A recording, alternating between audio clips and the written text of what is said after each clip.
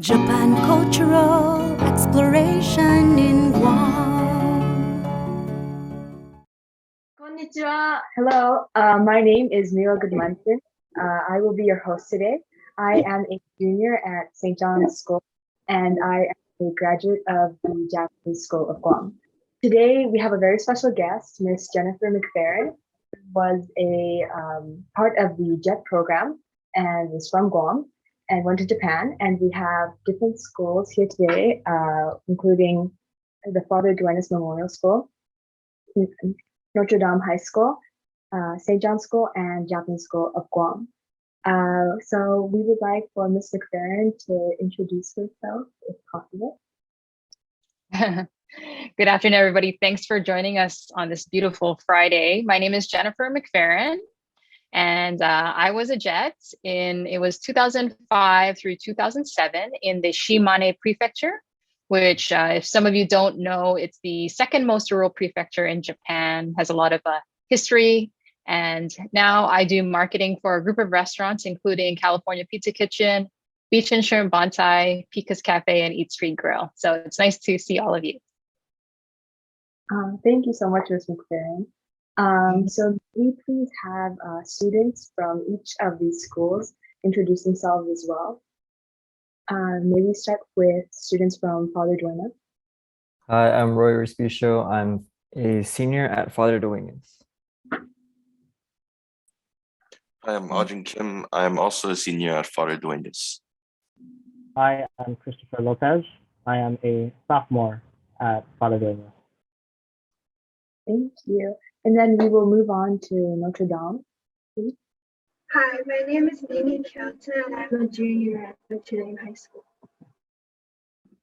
Hi, I'm Julianne Limtiaco, and I am a sophomore at Notre Dame. May we please have students from St. John's next? Hi, I'm Eric, and I'm a senior at St. John's. Hi, my name is Olivia, and I'm also a senior at St. John's School.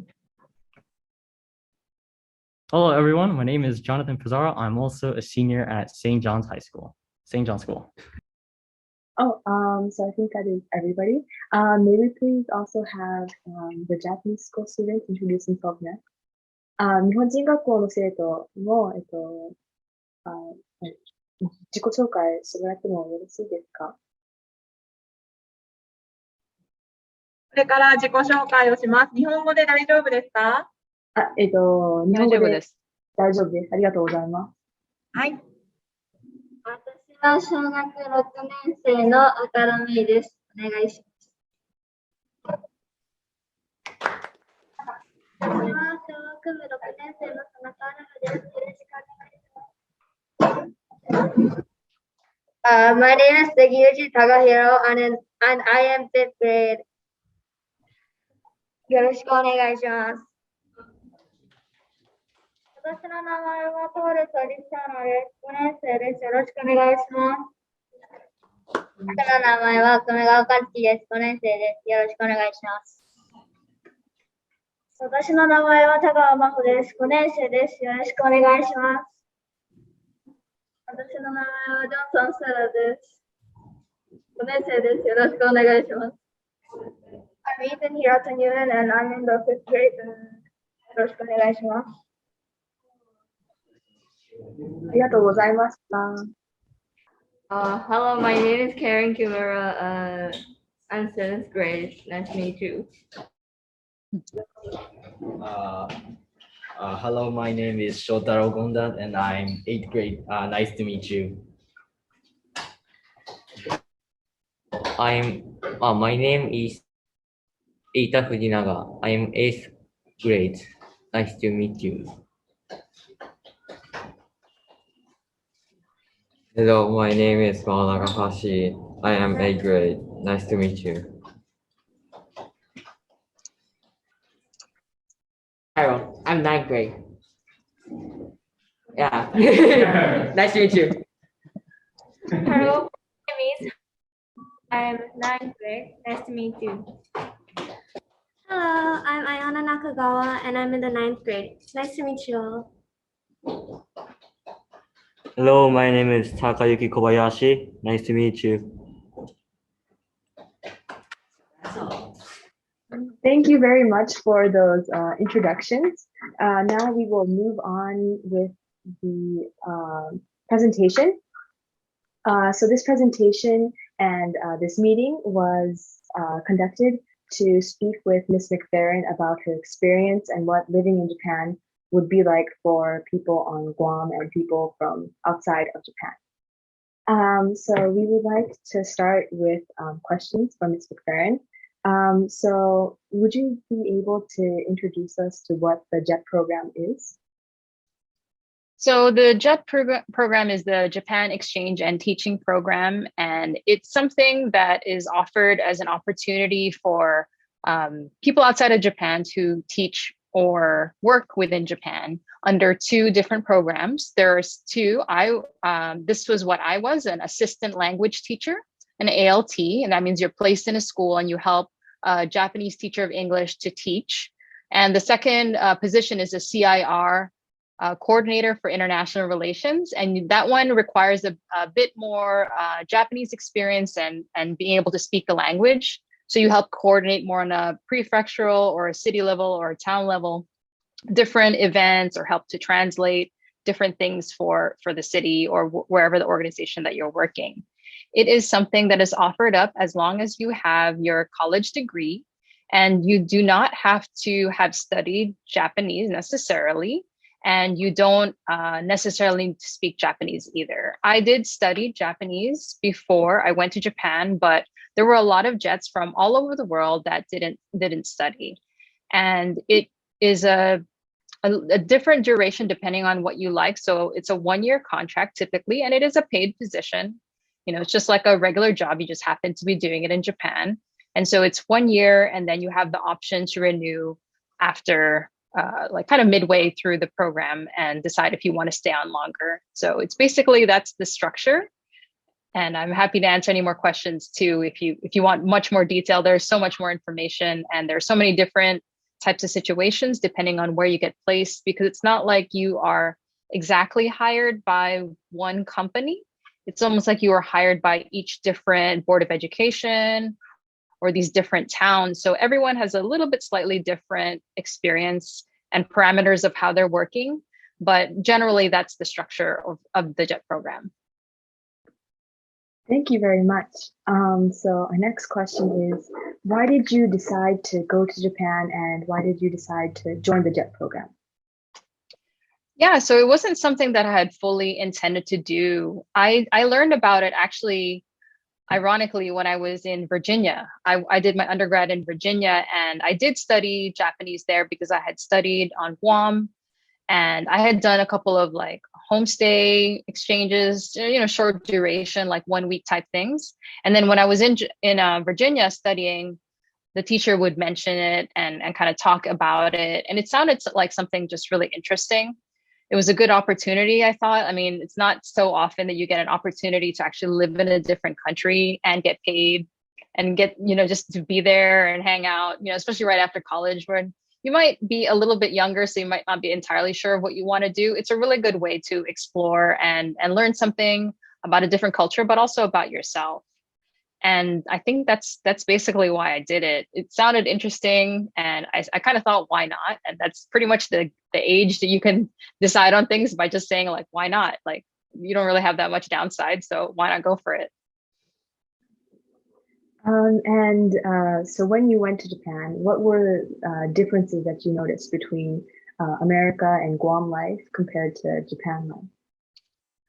I mean, it's really, I mean, I know all of you, seems like that you've all studied Japanese culture, and being on Guam, we are exposed to Japanese culture more than a lot of other places, but it's still really different once you're immersed in it. Even I had been to Japan, you know, several times. I had done homestays and exchanges, but still it's really different when you're actually immersed there, because then you get to see like the day-to-day differences in culture that are quite subtle, but you know, you just notice them when you're there. And I don't know if I could say like one big thing. It's just being thrown into a different country. You're just going to experience so much, right? And there's things that you're going to study, but they can't really put everything into a textbook that you're experienced day to day. I would also say that each person's experience is going to be different depending on like if you're in a city, if you're in a rural area, if like I know that there was a jet that was placed in a very remote part of Hokkaido, like on an island. Like that's like really remote. Some people are placed on islands, and some people are Okinawa. You know, everything's going to be so different depending on where you are. It's just really, really good to be open-minded to the different experiences that you're going to have and understand that right now, when you kind of are going into it, you're typically coming from one perspective. And then when you get there, you start to realize that there's just more perspectives in the world than just what you grew up with. Thank you. So what type of skill or different ideas that you learned in Japan that you brought back with you to Guam? Okay, so actually, what's it like? I actually use Japanese within my world now. I'm not fluent. I would not say I'm fluent in Japanese, but certainly living in particularly rural Japan and just being exposed to it, your listening skills get really good. Like even now, because I'm kind of rusty out of practice from not really speaking it, but my understanding is still pretty good, you know. And I use it within my role now because even when we get so I get restaurant reviews, right? They're in Japanese, right? I'm just like looking at them. I get a general sense for what it's asking, or even commenting back to some guests. I can actually use it even if I'm not like 100% fluent. If that is something that you want to pursue, of course, you can definitely do that. I studied while it was in Japan, and there are programs that the JET actually has, like textbooks, kind of mail-in textbooks type of thing, where you can actually advance your language while you're teaching. So you can do that if you want to. In terms of other skills, I mean, I would say it just broadens your horizon. So within the JET program as well, it's not just like people from Guam or people from the United States, it's people from all over the world that become JETs. So I had very good friends that were from Australia, from England, Thailand. There was CIRs from all over the world. So you get to really think and see the world differently by those interactions as well. So it's not just a one-way thing where it's Guam and Japan, America and Japan. It's like you and Japan within a setting and being around all these people from different countries. And those connections were really invaluable. Actually, after I left Japan, I didn't come back directly to Guam. I actually went to England. I did my master's in England. And I wouldn't have even thought to consider that as a possibility, except that I made so many British friends in Japan, right? So that wasn't something that I was looking into, but then suddenly I was like, oh, why not? You know, once you basically live in one country, another country, you think of living in a different country as like less of a burden or a hurdle or scary because you've already done it. So I got really good networks. I made really good friends in Japan. Japanese and also like foreign from all over the world. So I've really kept those connections for a long time. And that's actually been really great. Also being back on Guam, the Japanese consulate is really good. They've started an alumni association here. And those networks are also really nice to have. It's really important that it's a strong connection with people, more than you might think, just because when you're in a foreign country and you know, maybe your language skills or you're not so familiar with the area, you'll tend to like kind of have that as your new family, your support network. So then that bond really lasts afterwards. And so I've made some really good friends through the JET program as well. And you mentioned that there was an alumni association for JET attendees on Guam. And so how have you been able to connect with them here? And do you know of any, or would you be able to tell us about some of the acquaintances that you have? Yeah, so it was actually the Japanese consulate that helped put it together. And I've reconnected with some people that, you know, kind of left around the same time that I did. And even afterwards, I got to know JETs who went in different years. I actually did wrote some stories for the Japanese consulate to promote the JET program. And I've gotten to know their stories as well. It's also very, very interesting. So you can see the different, how people kind of have different things that they focus on or they get interested in, when they're in Japan. So that was very interesting. And then with the JET alumni, we'll tend to get together and help to like bid farewell to the people who have been selected from Guam and are going to go. So there's kind of like a farewell thing. Again, a little bit different with COVID sometimes. We've also helped to actually interview some JETs. So if some of you maybe apply, I don't know, maybe I'll be on deciding if you will get the green light. The other things, I mean, other JET events, like of course, when there is the Japanese festival, and then when they had the Emperor's birthday, the annual celebration, those are things. And then we have like a WhatsApp chat where we kind of message and talk about, and if you have questions about Japan, and there's some people who are selling like kind of Japanese products, these kind of things. So it's a nice little network. We've gotten together obviously for like other social gatherings as well. Very nice. So would you be able to tell us about your best memory from being a part of the JET program? Sure. So I taught at 2 middle schools. So you kind of cycle through during the month, like 2 different middle schools. And then also once a week, I would teach an Eikaiwa class. So this is an English conversation class. And it was more of a community-based thing. So primarily there were adults, like some high school students and then some adults. And there was one particular lady who I became quite good friends with. Her English was quite good.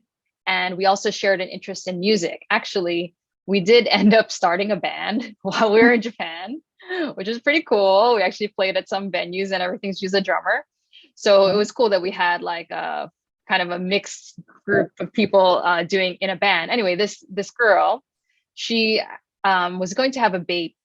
And so I decided to have a surprise for her and her husband to actually do a baby shower for them. So this is a bit of a different cultural thing. I don't think that they really do that in Japan, and definitely not in the way that we do it. So I involved like all the JETs in the area, students, and some of her close friends. And, we just did the normal things like, brought some food, had like a diaper cake, like some fun games. And prior to the baby shower, I had given everybody like little squares to make like a quilt. So they're all like messages from all the JETs and all her friends. And we sewed it together and made like a quilt for her. And when we presented, I mean, they were so shocked. Like the husband was outside and he was, how like, I don't know if in Japan, there's like not a lot of emotion showed necessarily. Like he was crying, like it was just so emotional. And it was a really nice way to kind of show that connection and just to, show our appreciation for her. Like, she's an amazing person. It was just like a really good memory of, making those really strong connections. Even if language is, sometimes not perfect, there's a lot of different ways to connect with people. So did you experience any culture shocks when you were in Japan? And do you have any examples of that? Maybe, let's see, culture shocks. So that's kind of I think there's a little bit of a different culture in terms of office culture. So, that's a little bit strange thing with the JET program is that your timing is a little bit off because this Japanese school year is different than like when college students graduate. So you're kind of coming into the school like mid-year and you enter in, and of course there's like the teacher's room. And of course I've never been like, I had never been a teacher, a formal instructor. So just going into it, it's a little bit different to get used to like all of the different scheduling. And then also there's a little bit of a indirectness, which I don't think is just in the school classroom, but there is that, the hone tatemae type of thing, like what you're saying in the front and then what you really mean. Yeah. So there's some of that you have to, it's kind of like any other office setting in that you have to figure out like the best ways to communicate. Right. So in Japan, it's not always about the direct. You kind of have to like finesse it a little bit. You work your allies, you have an idea. You kind of like don't just like abruptly like say it out. You kind of like, oh, you might drop an idea like, in over a conversation here and there. Oh, it might be a good idea to consider this maybe one day, just kind of like working around an idea to present it in a palatable way. So that was something new, maybe because I was also new to an office that is just a new skill that you learn. I don't know if there's a lot of other things. I mean, culture shock, the winter. There was winter, and I had a lot of experience with it. But in Japan, because there's no typically most areas do not have central heating. Doing the kerosene and having just like the teacher's room is heated, and the classroom is heated, but the long hallway is not heated. And so they'll just leave the door open, like at the genkan, the entranceway. And so, doing things like that, where it's like, you just expect it to be a little bit warmer all the time, but it's just something different. I think it makes you like hardier and stronger and more willing to withstand a little bit of hardship. So it's a good thing ultimately, but it's just something you get used to. Thank you so much for sharing your experiences with us. So now we would like to open the floor to questions from students. And so are there any questions that you would like to ask students?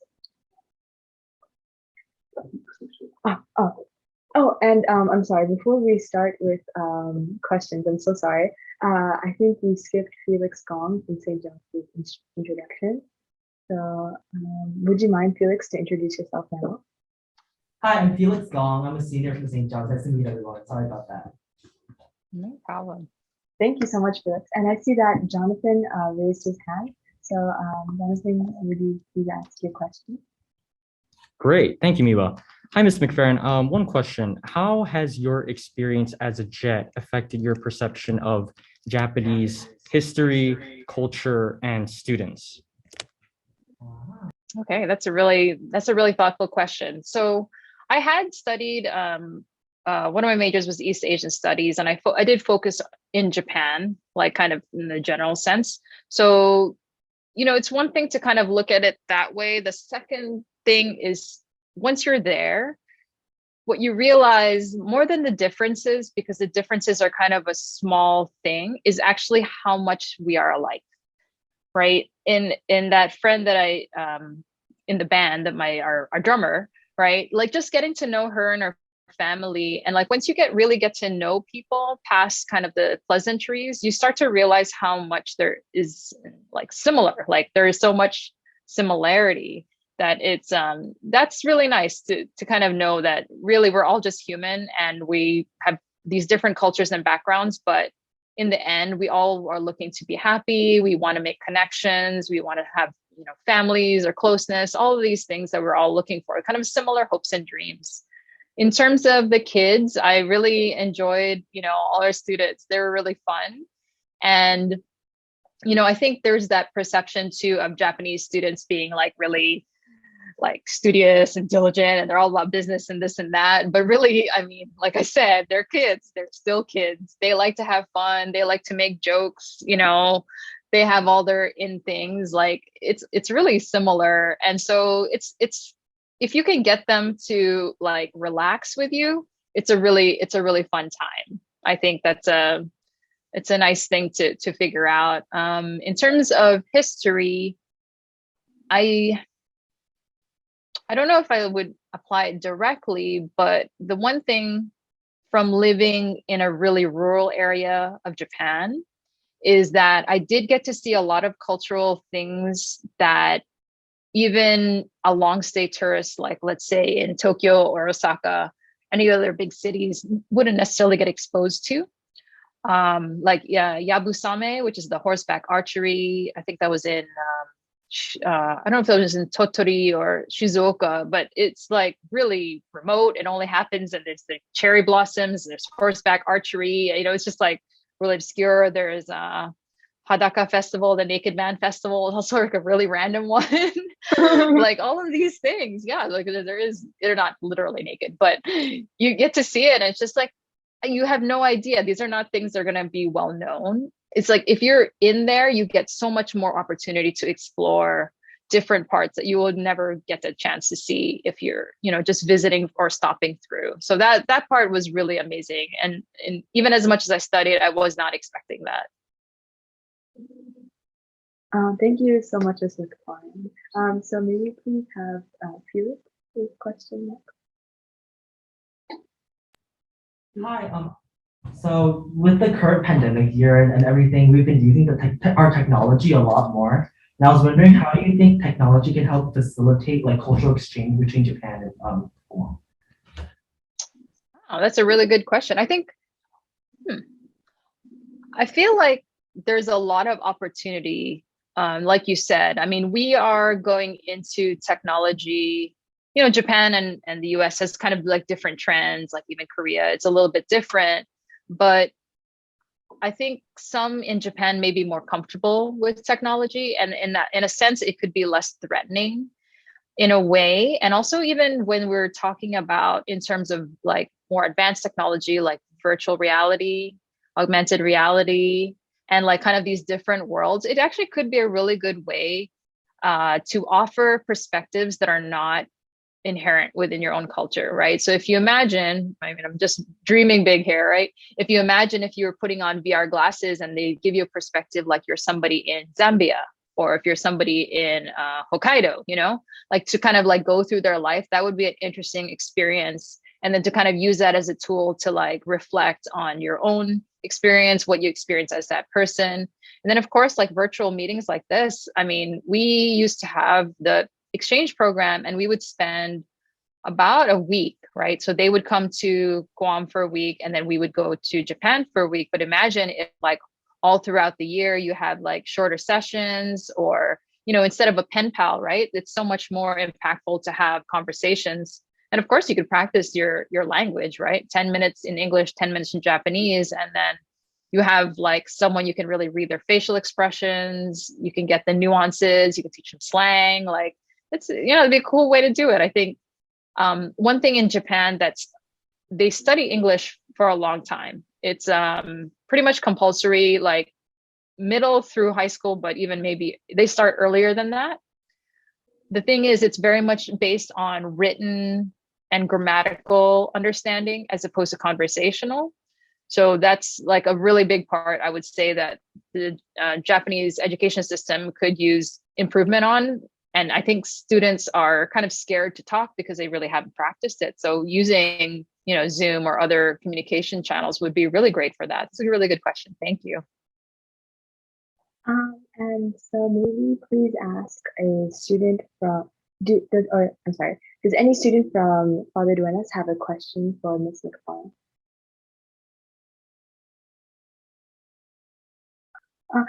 So do any of the Notre Dame students have questions that they'd like to ask?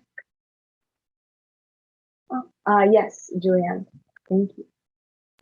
Hi. So I guess my question is, in terms of like the introspective experience of being there for such a long time, coming back to, I guess, not being in the program, what was one of the biggest things you realized in yourself that you kind of attribute to being in the program? Ooh, this is a hard one too. What did I learn about myself?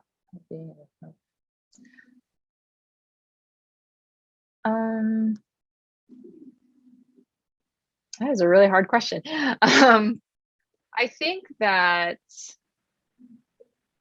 one thing about the program is that it's a program. I know it sounds very strange, but when you leave, like, okay, so you guys are all in high school or younger, middle school, younger, and you have a structure, right? So you have classrooms, you have your next step kind of delegated, right? Your next step is to try to get good grades, to do this, to try to get in college, right? And then you go to college and then you go into JET. Let's just say that's kind of your line. Afterwards, like getting out, you realize the benefits of having that structure, right? So JET, even though it's a job, it is kind of like a program job, because so once you have to go through this standard application process, you go through the interview, you get accepted, it's all like kind of procedural. And then even when you get to like your place in Japan, they help you set up your house, they help you set up your car, whatever you need. And then afterwards, you're like kind of in the real world. So you start to appreciate that even though like the JET program is a job, it has this structure and support for you. It has an automatic network. you have these connections even afterwards. So, that was something that I really relied on. Like, even I was in London, I was in England, and still I made and kept those connections from Japan because it was like so formative. It was something that it could kind of help me even when there was a lot of chaos, because I just didn't know what was going on next. I was like going through my master's or going to school or whatever. Like, I wasn't sure what was going next, but I could still rely on this network from before. Just to appreciate that program structure is actually, it's interesting. Like, if you have always been in something all your life, to suddenly not have it, then you start to appreciate it a little bit more. Thank you so much. So now we would like to ask the Japanese school students if they have any questions. 日本人学校の生徒さん、質問がありますか？ Hello, I'm Ayana, and I'm a student here at the Japanese School of Guam. And I was wondering, through learning Japanese and being able to speak it, where has it been the most beneficial in your experience? Yeah, certainly in my job now, I would say. I had another job where I was like working for a PR firm, and then I started with this job, and I just encounter it so often. Like I said, like reviews, sometimes I'll get messages from Japanese customers who are wanting like reservations or have a question. And even like when I'm proofing like our Japanese website, or when we're building out menus, like everything, even if you're not fluent, there's still a lot of Japanese, obviously in the tourism market. So it's been invaluable for sure. And it's just cool, I mean, it's always cool to like learn another language. It's kind of tough when you're doing it, but afterwards it's so useful. And even, when we travel, like going, obviously I've still go to Japan a lot when we can travel, but even outside, because the kanji is still useful, even when we go to Hong Kong or other places where they use that alphabet, or the characters, it's still very useful, and it just helps you along the way. Plus you can read people's tattoos and stuff. Are there any other students who have questions for Mrs. Grant?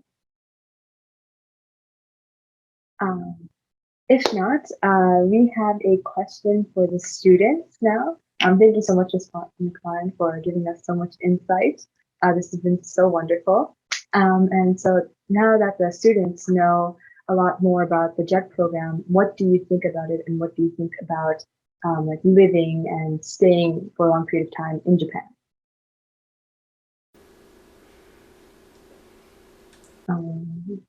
So maybe yes, Felix, thank you. Right. I think that from listening to Ms. McFerran's presentation, I think that living in Japan can help you be exposed to different cultures, and not just like the ones you can see on the textbook, but also some of the intimate details that you would otherwise miss. Like some things you cannot get from books, some things you cannot get from your phone. You have to actually be immersed in the culture to experience it. And that's why I think the JET program is very important in spreading cultural diversity. For sure. And so do any of the Father Duenas students have any thoughts on the question? Yes, Roy. Well, just hearing about it, it really interests me, because I remember before COVID hit, I wanted to do the exchange program, but of course that wasn't possible. So now it's intriguing to see the future opportunities that I have. Very cool. And do any ND students have a response? So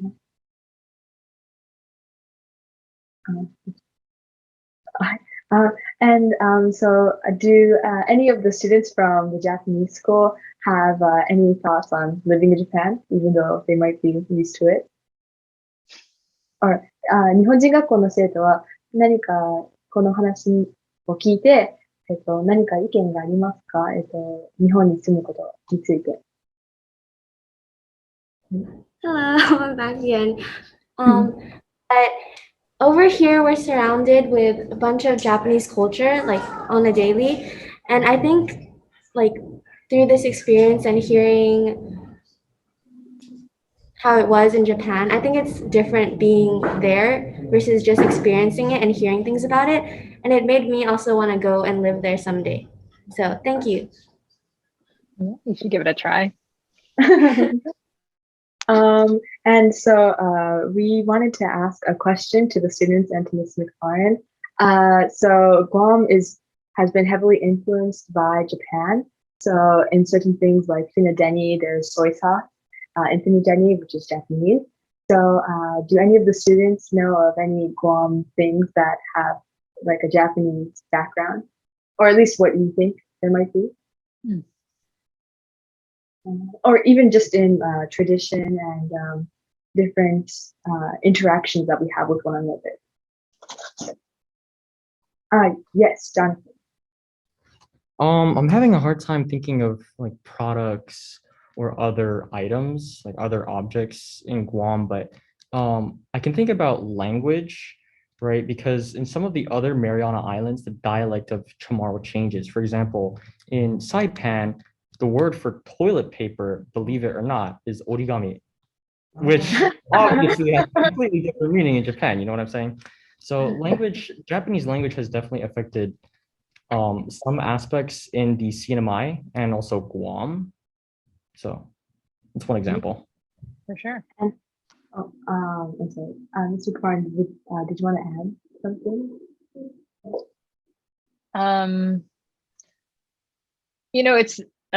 It's not exactly the Guam way, but the island elements, let's just say. So after I was in Shimane, I've obviously been to Japan again since then.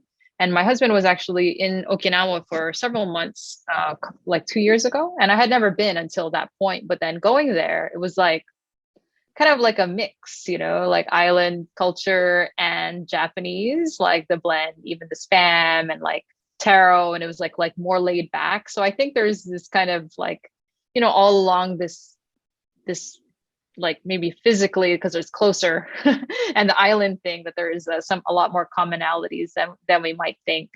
So it'd be cool if you haven't been to Okinawa, it might be a cool place to check out. That's kind of like, it has a different vibe than in Honshu. Even Fukuoka, I would say is quite different. So visiting all of the different islands, Shikoku, Hokkaido, it's worth checking out each one separately if you can. Yeah, thank you very much. And we were just speaking before the meeting, and we were saying, oh, maybe red rice has its roots from Japan. So there were Japanese people who came from Japan to Guam and the CNMI and brought their rice, and then that slowly transitioned into more and more people on Guam eating rice and really liking rice. And that's something that Dr. Robert Underwood said, I believe. Because of Japanese integration, there's been more people on Guam who eat rice. So that was very interesting. Nice. And so if there are no other questions or thoughts that students or Ms. McFerran would like to add, I would like to thank everybody who came today and thank the Japanese Club of Guam, the Gunta Teacher Association, and the different schools and the Japanese Consulate on Guam for organizing this event and organizing this TV segment. And especially to Ms. McFerran, thank you so much for coming and speaking to us. It was such a lovely event. So maybe some of us will be with you during our interview process in the future. And so we just, so yes. So with that, I think we would like to end the meeting. Thank you so much, everybody. Thank you. Japan cultural exploration in Guam. Japan cultural